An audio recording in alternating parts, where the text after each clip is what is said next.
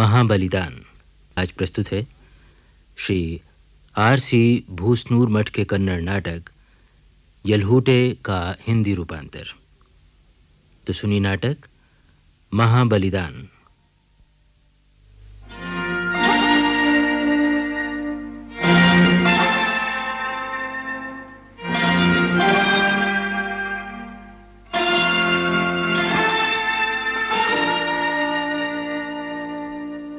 बारहवीं शताब्दी के क्रांति सागर के मंथन से दो अनमोल रत्न निकलते हैं, हरल्य और मधुवरस।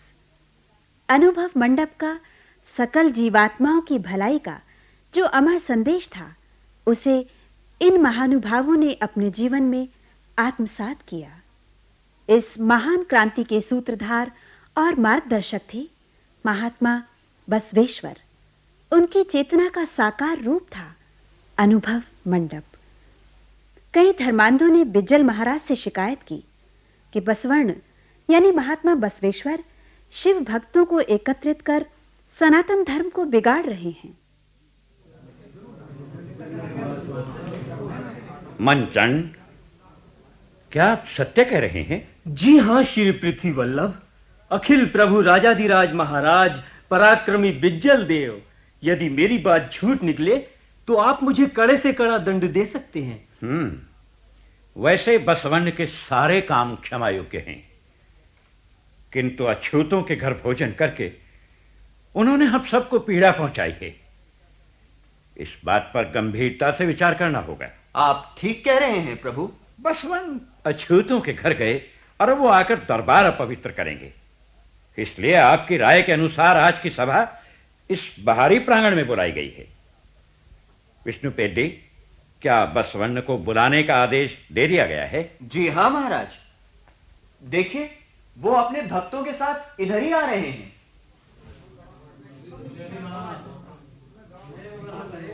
कल्याण हो महाराज। कल्याण कैसे होगा मंत्री बसवण्ण, जब ऊंचे शिखर पर फहराती धर्म ध्वजा पतन के गर्त में गिर रही है, तब शुभ और कल्याण की कामना भी कैसे की जाए? राजन, हमारी वाणी में मधुरता होनी चाहिए, जिसे सुनकर भक्त तो क्या भगवान भी संतुष्ट हो जाए। बोली की कड़वाहट से उत्पन्न घर की आग अपना ही घर जलाएगी, पड़ोस को नहीं। शांत मन से कहिए, धर्म ध्वजा को कौन नीचे गिरा रहा है? कौन? आप और आपके ये भक्त। शिव शिव शिव, भक्तों की निंदा मैं कैसे सुनूं? राजन, वो लोग काल कर्म से परे और भव रहित होते हैं। ताल तलैया के सूखने पर उसके तल में जमा कूड़ा करकट ही दिखेगा, और सागर के हटने पर रत्न मोती दिखाई देंगे। भक्तों के हृदय द्वार खोलने पर तो संगम नाथ के ही साक्षात्कार होंगे। फिर रक्षक भक्षक कैसे बनेगा? इस संसार में भक्त भूल करें, असंभव। यदि मुझसे कोई अपराध हुआ हो तो बताइए। तो सुनिए, आपके ऊपर धर्म को बिगाड़ने का आरोप है। मैंने सुना है कि भक्ति के पागलपन में आप उस अछूत नागीदेव के घर गए थे।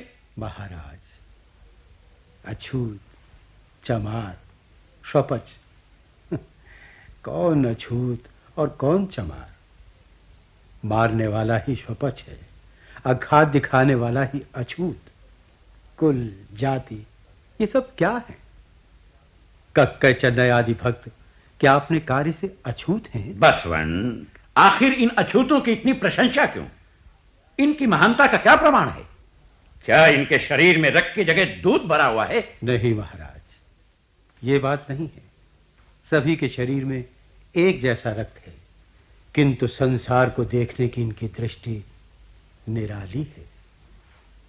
मानव कठिनाइयों से दूर भागता है, लेकिन भक्त हंसते हुए उनका सामना करता है।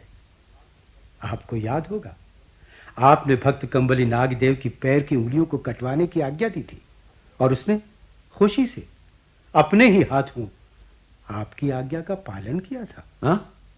ओह राजन, हिंसा का सामना करने की परंपरा भक्तों में चली आई है, लेकिन एक दिन अहिंसा के सामने हिंसा का सिर अवश्य झुक जाएगा। आप मानते हैं कि उनको दंड देने का अधिकार आपको है, तो ये भी जान लें कि उनमें अपार सहन शक्ति और अटूट धैर्य है। राजन, आप मार सकते हैं, पर आप में स्वयं मरने की हिम्मत नहीं है। किंतु भक्त के लिए मृत्यु भी एक महान उत्सव है। ओह, मरने का धैर्य, मृत्यु को आलिंगन करने की शक्ति भक्तों में, केवल भक्तों में।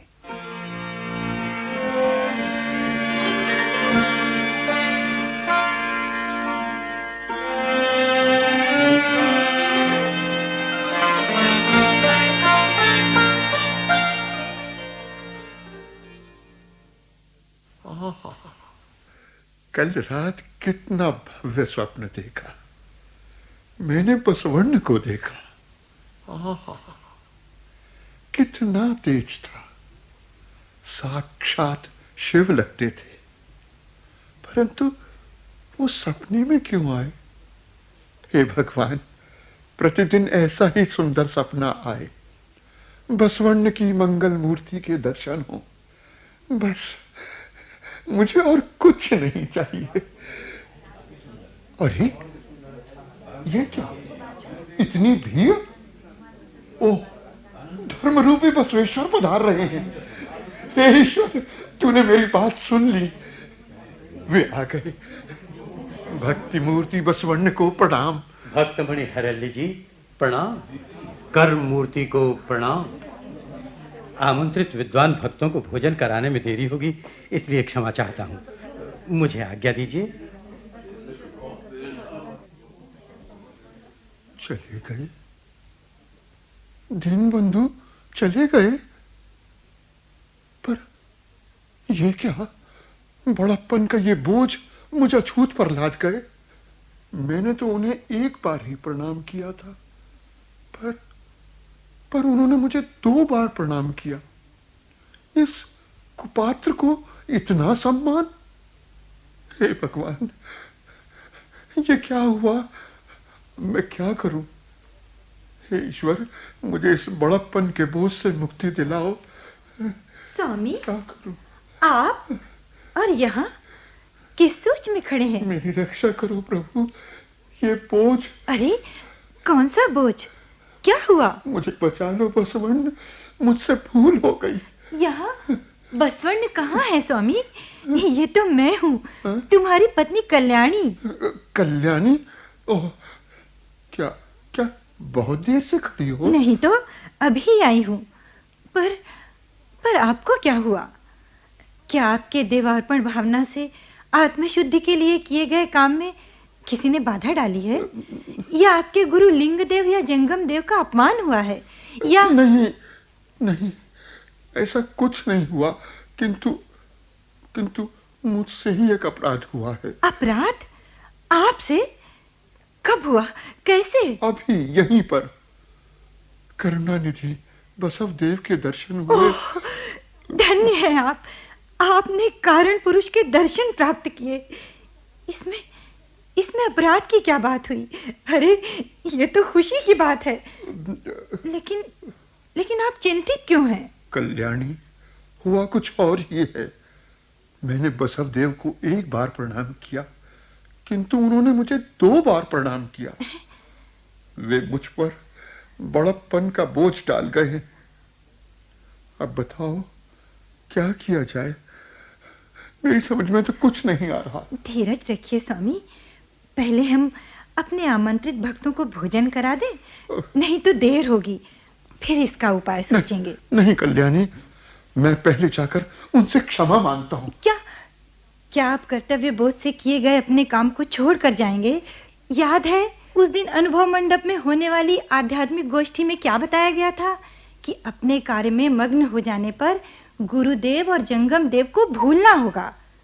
तो चलिए पहले हम अपना कर्तव्य पूरा करें। हाँ, मुझे क्षमा करो कल्याणी, मैं भ्रमित हो गया था, बुद्धि भ्रष्ट हो गई थी मेरी। चलो घर चले। चलिए।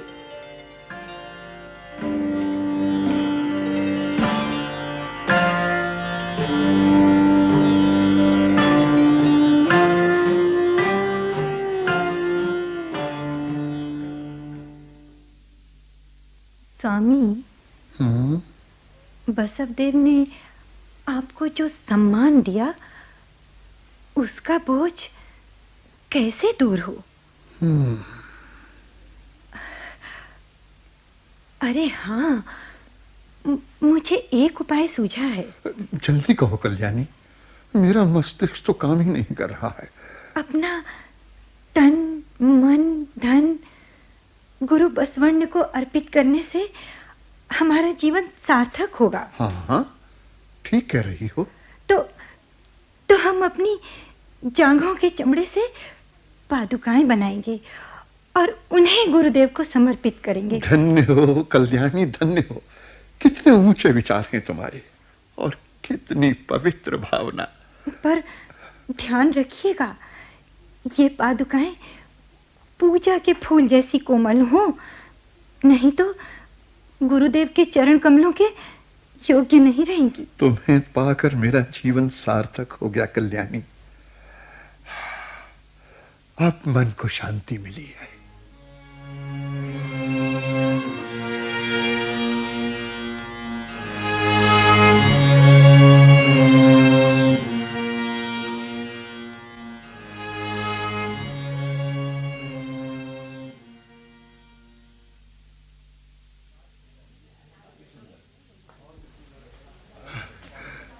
लो, आ गया बसवदेव का महल।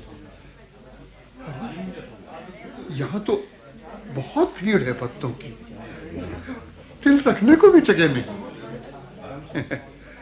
लगता है सभी दर्शन के लिए आए हैं, पर इस भीड़ में मुझे कौन पूछेगा। हे भगवान, कल की तरह आज भी मुझे बसवदेव के दर्शन करा दे। बसवदेव पधार रहे हैं। प्रणाम हरल्य जी। प्रणाम प्रभु। आपके आने से मेरा घर पवित्र हुआ। आज मुझे अत्यधिक प्रसन्नता हो रही है। ऐसा नहीं, मुझे मत छुओ मेरे देव, मत छुओ, मैं अकुलीन हूं। हरल्य, प्रत्येक जीव का जन्म रक्त और मांस से होता है, न कि मस्तिष्क से। फिर कुल का प्रश्न ही कहाँ उठता है। प्रभु, भक्तों के लिए तो उनका कार्य ही कुल है। प्रभु, आप मेरी प्रशंसा करें, मैं इस योग्य नहीं। देव, मेरी एक प्रार्थना मानेंगे? प्रार्थना? अरे, मुझे तो आदेश दो। ये दास सेवा के लिए प्रस्तुत है। प्रभु, मैंने आपके लिए पादुकाओं को अपने हाथ से बनाया है। आप इन्हें स्वीकार करें, मुझे अनुग्रहित करें। वाह भक्त शिरोमणि, आपने अपने पारस जैसे पवित्र हाथों से इन पादुकाओं को बनाया है। अरे तब तो मैं इनका रक्षक हूं। हैं? ये क्या? इन पर तो आपके चित्र बने हैं। अरे अरे बताओ, इन्हें पहनकर क्या मैं शिव भक्त के ऊपर पैर धरूं? नहीं नहीं नहीं नहीं, ये नहीं होगा। इन दिव्य पादुकाओं को कोई कैसे पहन सकता है? बसवदेव, मुझ गरीब को निराश न कीजिए। ले लीजिए प्रभु, ये ले लीजिए। अच्छा, लाइए। ईश्वर की वस्तु ईश्वर को अर्पित करना ही उचित है। मैं तो उसका दास हूं और दास को कभी अहंकार नहीं करना चाहिए। मंदिर के स्वर्ण कलश बनने से ऐसी पादुका बनना अच्छा है, क्योंकि स्वर्ण कलश पर तो बैठेंगे कौवे और इन पादुकाओं पर भक्त अपने चरण कमल रखेंगे।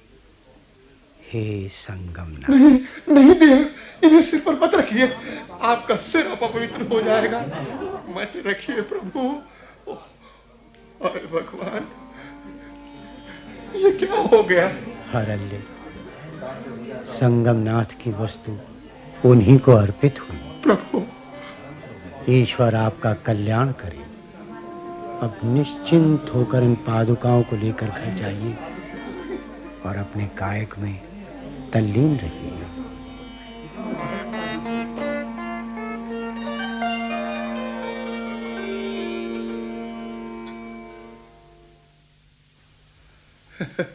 बसवदेव कितने महान हैं। मुझ जैसे नीच को उन्होंने गुरु का आदर दिया। सचमुच इनके कारण ही ये कल्याण नगर कैलाश जैसा पवित्र हो गया है? ये कौन आ रहे हैं? ओह, सेनापति मधुवरस।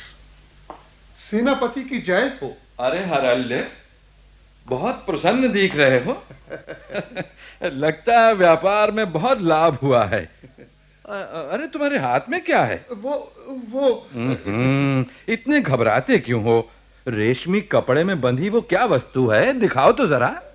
जी अच्छा, ये देखिए। अरे वाह, रत्न मोतियों की झालर, बहुत सुंदर पादुकाएं हैं। जी पर भाई वाह, मान गए तुम्हारी कुशलता को। पर ये क्या, तुम उन्हें कपड़े में दोबारा क्यों बांध रहे हो? इन्हें इधर दे दो और ये लो मोहरें। नहीं नहीं हैं? तो क्या और मोहरें चाहिए? ये बात नहीं है सेनापति जी। तो क्या बात है हरल्य? सेनापति जी, ये बेचने के लिए नहीं है। तो क्या इनकी पूजा करोगे? जी हाँ, इनकी पूजा ही होगी। बुद्धि भ्रष्ट हो गई है क्या? नहीं, मैंने श्रेष्ठ बसवदेव के लिए इन्हें बनाया था। अच्छा, तो इन्हें बसवण्ण को देने जा रहे हो? हाँ, देने गया था, वहीं से लौट रहा हूं। क्या कह रहे हो? तुम्हारी बातों का कोई अर्थ भी है? अरे गए थे तो फिर इन्हें देकर क्यों नहीं आए? जी वो लेने से मना कर दिया। तुम भक्ति भाव से देने गए और बसवण्ण ने लेने से इनकार कर दिया। सारा उपदेश झूठ और पाखंड, केवल दूसरों के लिए। नहीं। हरल्य, जिसे तुम आदर्श गुरु मानते हो, उस बसवण्ण के बारे में सुनो। एक माली ने उन्हें केतकी का फूल दिया। उन्होंने उसे लिंगदेव को अर्पित कर दिया, जबकि केतकी का फूल ईश्वर पर नहीं चढ़ता, जैसा कि हमारे शास्त्र कहते हैं। जब किसी ने उनसे इस बारे में पूछा तो भक्ति मूर्ति ने क्या जवाब दिया? उन्होंने कहा कि भक्त निश्चल भाव से जो कुछ भी ईश्वर को अर्पण करता है, उसे भगवान अवश्य स्वीकारते हैं। आहा, क्या विचार है बसवदेव, क्या ही निश्चल भक्ति है। बहुत भोले हो हरल्य, इसमें निश्चलता कैसी? उस दिन दरबार में ऐसा कहा और आज तुम्हारी वस्तु का तिरस्कार किया। उन्होंने तिरस्कार तो नहीं किया। तो क्या सम्मान किया? जी हाँ, जी भर कर उन्होंने इनको सम्मान दिया। तो फिर इन्हें स्वीकार क्यों नहीं किया? उन्होंने कहा कि भक्त द्वारा बनाई गई ये पादुकाएं ईश्वर की वस्तु हैं, इसलिए ये ईश्वर को ही समर्पित होनी चाहिए। अरे हरल्य, तुम तो अछूत हो। तुम्हारी बनाई वस्तु ईश्वर को समर्पित कैसे होगी? समर्पित हो गई। हाँ? ईश्वर को समर्पित हो गई?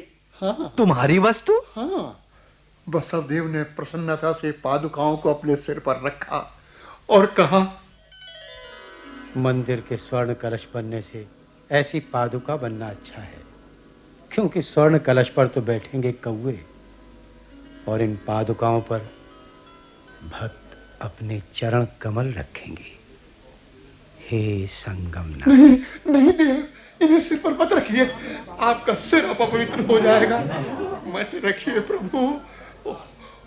अरे भगवान, ये क्या हो गया?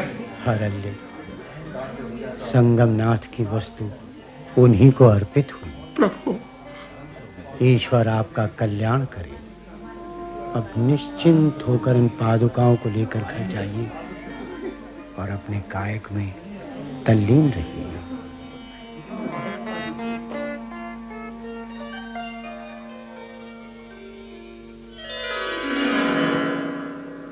कैसा रोमांचक दृश्य था। आह, धन्य प्रभु, धन्य। ये तो सचमुच विचित्र घटना है। बसवण्ण के कितने अद्भुत विचार हैं। उनके कार्य सचमुच क्रांतिकारी हैं। अब बताइए, इनके शिवार्पित होने का और क्या प्रमाण दूं? सत्य है, शाश्वत सत्य है। हरल्य, आप सभी ईश्वरमय हो गए। मैं कितना अभागा हूं, आंख होते हुए भी अंधा रहा। इस कल्याण नगर में रहकर भी मैंने अपना कल्याण नहीं किया। हे बसवेश्वर, मुझे क्षमा करो। दयानिधि, मैं आ रहा हूं, आपके पास आ रहा हूं प्रभु।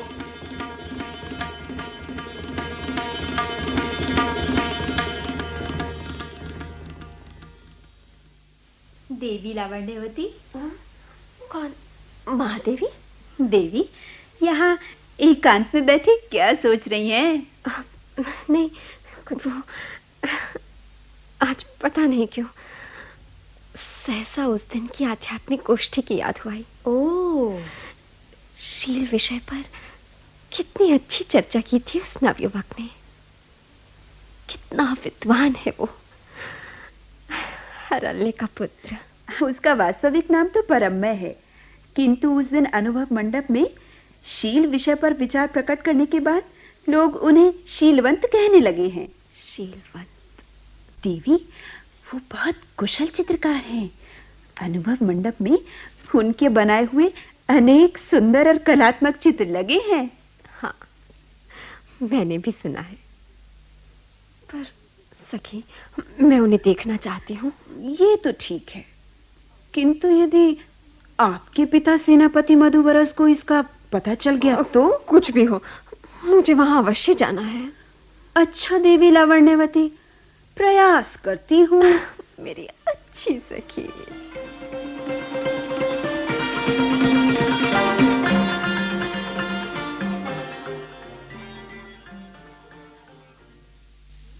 देवी, उस ओर देखो, वो ही है शीलवंत। लेकिन उसका मुंह तो दीवार की ओर है। वो चित्र बनाने में इतना तल्लीन है, उसे कैसे देखूं? अरे, ये क्या? चित्र में तो मेरा ही चेहरा दिख रहा है महादेवी। हाँ देवी, इसने तो तुम्हारा ही चित्र बनाया है। लेकिन ये चित्र का ये दृश्य तो उस दिन अनुभव मंडप में हुई सभा का है। हाँ, इसने मुझे वहीं देखा होगा।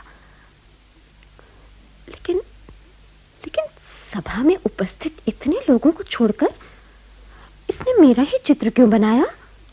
कभी कभी इस चित्र को देखकर अपना मन तृप्त करने के लिए। चुप हो जाओ महादेवी, सुनो, वो कुछ कह रहा है। चित्र में बनाई नारी यदि रूपवती हो तो क्या उसका रूप चित्र से प्राप्त हो सकेगा? केवल चित्र से क्या लाभ? ये चित्र साकार क्यों न हुआ? साकार हुआ है चित्रकार महोदय, इधर तो देखो। चुप रहो महादेवी, क्या पता ये किसके लिए कह रहा है? ये लावण्य निधि कौन होगी? शील पर उस दिन बड़ी बड़ी बातें करने वाला मैं किसी अनजान युवती पर मोहित हो जाऊं? क्या ये ठीक है? नहीं। हे देव, मैं आपका भक्त हूं। मैं आपकी शपथ लेकर कहता हूं कि मैं पर स्त्री की कामना नहीं करूंगा। ओह, चूड़ियों की आवाज। कौन? लावण्य निधि? नहीं, मेरा नाम लावण्यवती है। लावण्यवती?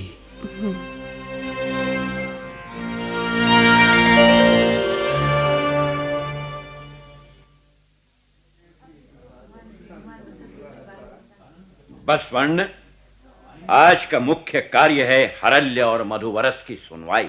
सुनवाई? कैसी सुनवाई? प्रभु, जो अपराध करते हैं सुनवाई तो उनकी होती है। इनका क्या अपराध है महाराज? अपराध? सुना है हरल्य के लड़के के साथ मधुवरस की लड़की का विवाह हुआ है। तो क्या हुआ प्रभु, उन्होंने न तो राजकोष से धन चुराया है और न ही आपके राजत्व को धोखा दिया है। ये संबंध तो एक दूसरे की सहमति से हुआ है। फिर इसमें वही तो गलत हुआ। उच्च कुल की कन्या से एक निम्न कुल के नवयुवक का विवाह। महाराज, भक्तों का कुल एक ही होता है। ईश्वर को मानने वालों के लिए जाति और कुल का भेद कहाँ। इस विवाह को मान्यता दीजिए, क्योंकि ये घटना इतिहास में लिखी जाने योग्य है। मानव कल्याण का संदेश देने वाली इस घटना को अमर बनाइए। नहीं नहीं, यह नहीं होगा। जात संकर करके तुम मुझे और मेरे राज्य को पथ भ्रष्ट कर रहे हो।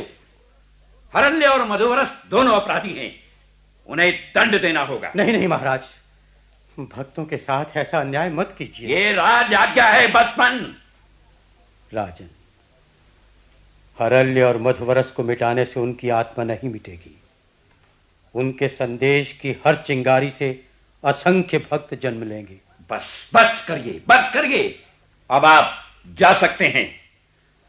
मैं जा रहा हूं प्रभु। मैं भक्तों की हत्या नहीं देख सकता। ये लीजिए आपका दिया हुआ मंत्री पद।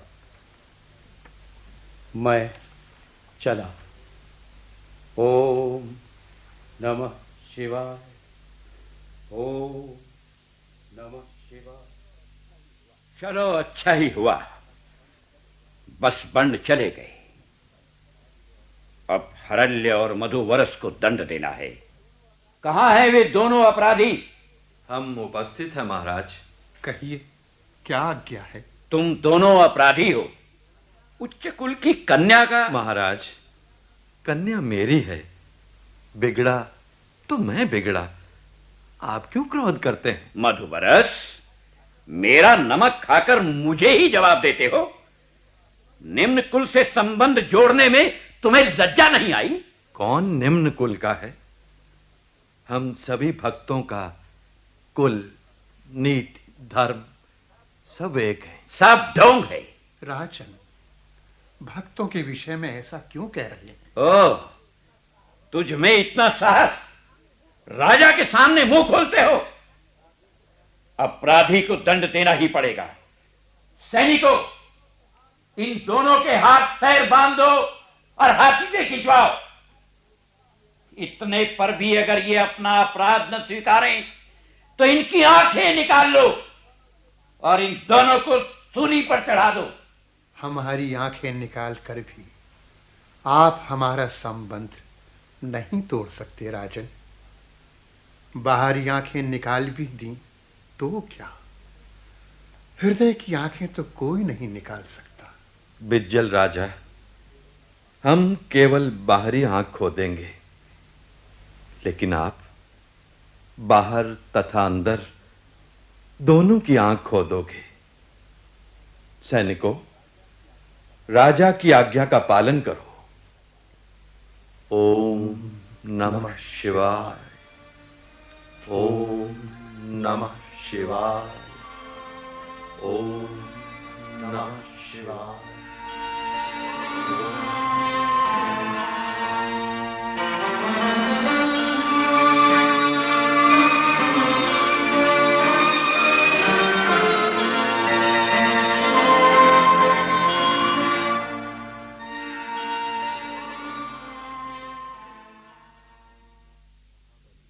महाबलिदान में भी आपने श्री R.C. भूसनूर मठ के कन्नड़ नाटक यलहूटे का ये हिंदी रूपांतर सुना। रूपांतरकार थीं श्रीमती शकुंतला R. भूसनूर मठ। निर्देशक थे सुदर्शन कुमार। इस नाटक में भाग लेने वाले कलाकार थे दीनानाथ, सुरेंद्र वर्मा, श्याम अरोड़ा, जैमिनी कुमार वीरेंद्र, किशोर डैंग, संजीव उपाध्याय, सुशील बैनर्जी, कुसुम मिश्रा, अर्चना और सीमा बर्मन। केंद्रीय नाटक एकांश के लिए तैयार किए गए इस नाटक को आकाशवाणी के दिल्ली केंद्र से प्रसारित किया गया।